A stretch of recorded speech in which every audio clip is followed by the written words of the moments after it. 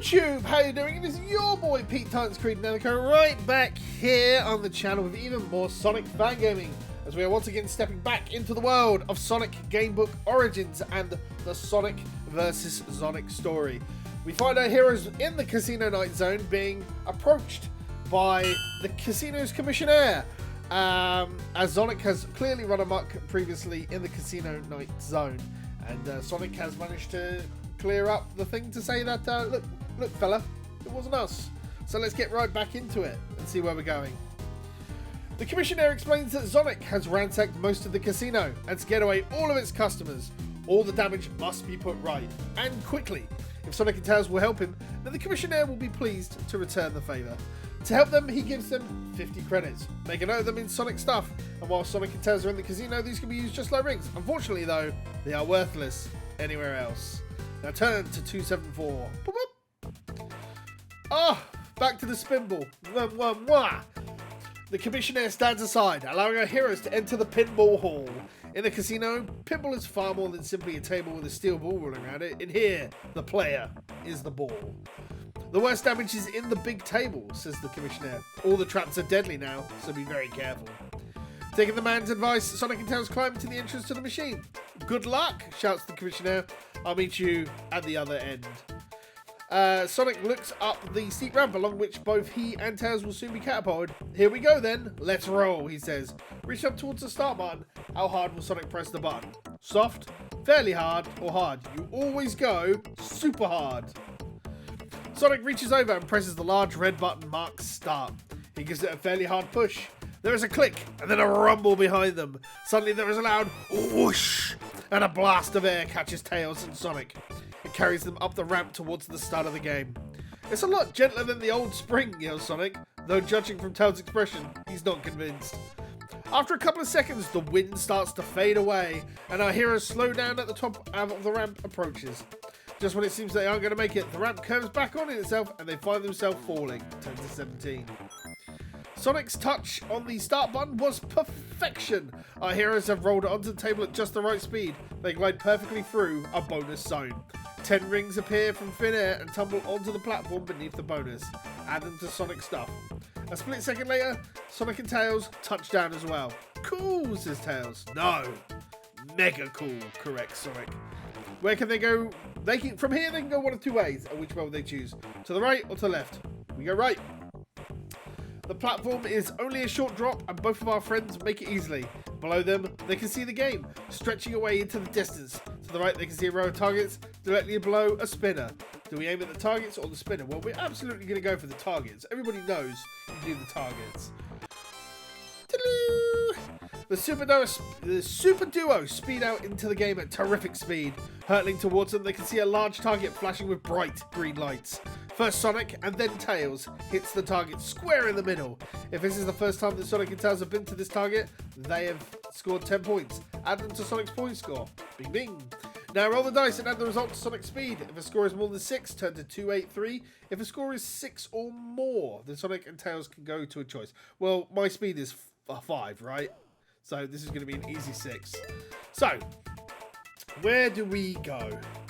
So we can go to a bouncer, another bouncer, or we're going to do the bouncer. Reacting with incredible speed, Sonic grabs the target with one paw and Tails with the other, sending both of them whizzing off towards a mushroom bouncer on the right. They hit the bouncer square on, scoring 5 points if this is the first time that they have been here. Then they bounce back the way they came towards the target again. So essentially, I just want to hit everything for the first time to get points, right? This seems like. So we'll get our easy 6. Bing, bing. We'll go to another bouncer. Ba-da-boo! Reacting with incredible speed, Sonic grabs the target with one paw and Tails with the other, spending both of them whizzing off towards a mushroom bouncer on the left. They give the bouncer a glancing blow, scoring 5 points if this is the first time they've come here. Back to 86. Woo! Right, so this time I guess we're going to go to the central spinner, because it's the only place we haven't been. Sonic and Tails find themselves in the game's central spinner. It looks like a massive fairground roundabout. There are 5 exits from the spinner back into the game, each of which is spring-loaded to make sure our friends are careful. Both of them played the game already, but they must remember that Sonic has been here before them, which makes it an altogether more dangerous place to be. Sonic and Tails are committed to playing the game. There are only two ways out, and one of them is unthinkable. Each time they visit a part of the game, write down the number of the sections you know that they have been there already. They must not use the gold exit until they have scored 60 points in the game. Right, so we're at 20, we need 60. We don't want to go to the... So we've been in the green exit, so let's go to the blue. Uh-oh. Sonic and Tails speed out into the game at a terrific rate. Everything is a blur, and only at the very last minute does Sonic see a large target flashing with bright blue lights. First Sonic, and then Tails hit the target square in the middle. If this is the first time they've been there, score 10 points and add them to the point score. Now roll the die and add the result to Sonic's strength. Uh-oh. If the score is less than 3, I must turn to 283. If the score is 6 or more, then Sonic and Tails can go either to a bouncer, turn to 181, or another bouncer, or spring back to 124. We need a 3. We did it. Bingo. Okay. So we haven't done the bouncer, so we get an easy 5 points, right? Ba-da-boo! Even though they are travelling at breakneck speed, Sonic and Tails manage to stay in control. They skid to a halt on top of the bouncer, scoring 5 points for the first time for being here. They can see another bouncer and count to 6. Ba-da-boo! It's only a short way to this bouncer, and both of them make it easily, scoring 5 points. There's a great view of the game from here, and it stretches off as far as the eye can see in every direction. Now roll the die. If the score is 1 or 2, then we must go to 298. If the score is 3 or more, they head for another bouncer off to the left or the central spinner. Bingo! Right, we want to go to the central spinner, and now we choose one of the other 2 doors. Ba-da-boo! Sonic and Tails speed out into the game at terrific speed. Everything's a blur. And only at the very last minute does Sonic see a light with bright yellow lights. First Sonic and then Tails hit the target. Bang in the middle! If this is the first time they've been there, we get the 10 points. Now roll the die and add it to quick wits. Ooh! Yeah, that's not good. So we go to 283.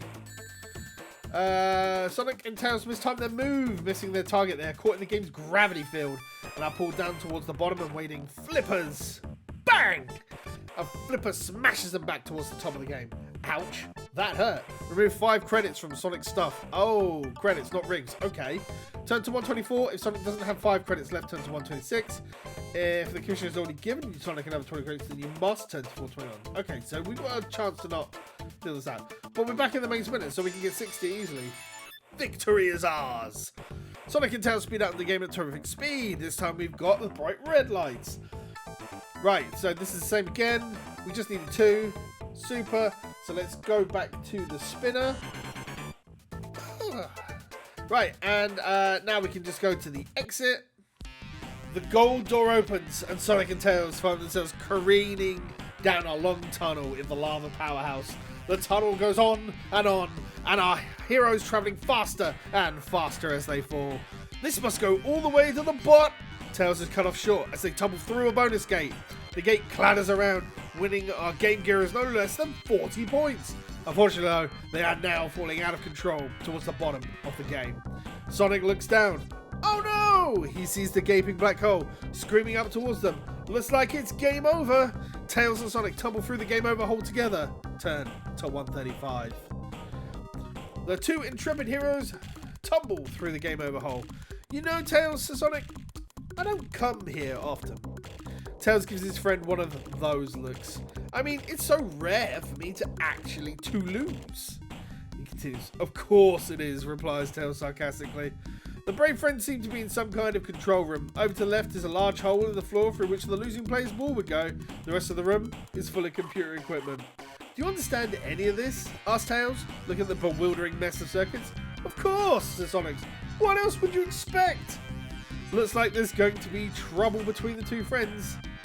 Picks up a games console. It's just like a Mega Drive, says Tails. Not quite, says Sonic. Look, he points out the title of the cartridge. Death Ball? I haven't heard of that one, said Tails. Well, I think we've just been playing it. It's wiring straight into the main computer. The machine is indeed plugged into the game's main console control. No guesses about who did this, eh? Says Sonic. Looks like we've just missed him again. Yes, replies Tails, wondering if they will ever catch up to the evil Sonic.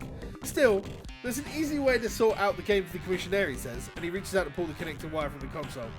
Roll the die and add the result to quick wits. If the score is 6 or more, 297. If it's less, 146. Oh, we need a good roll. Victory is ours! Sonic notices the small black and red wire underneath the Mega Drive. Following it with his eyes, he sees it leads underneath the console to oh no! Don't touch it! It's a bomb! Just in time, he reaches out to grab Tails' paw. Phew! That was close, exclaims Sonic. Tails swallows hard. That was close, he says after a pause. Skillfully, Sonic fiddles with the wires, and in a few seconds the screen of the Mega Drive goes blank. Nothing to it, when you know how. Under the circumstances, Tails thinks it's better to keep quiet. Well, I suppose we had better get moving, old friend, says Sonic. There's only one way out of this room, conveniently marked exit. Turn to 157. Passing through the door, they find themselves outside the game at last. Excellent! The game is back under my control. I can clear up the rest of this mess myself. It is the Commissioner, his mouth forming a huge smile. Whatever you want, you can have, he says. Well, actually, we're in a bit of a hurry, pipes up Tails. Hurry? I might be able to help you there, says the Commissioner. Come with me! He shows them a small side door and into a lift that takes them up to the roof of the casino. My heli chopper is the fastest in the zones. It can take you as far as the Mystic Cave if you want. No need to worry about flying it either. It's all remote control.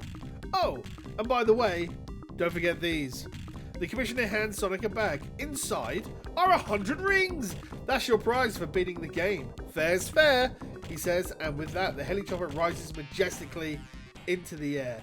Well, that's fantastic. We've got 100 rings, which means we can go take me and Tails to use the zone ship now. So we might do that. But we'll do that at the beginning of our next episode, as this is a good point to leave it after we've done our pinball wizardry.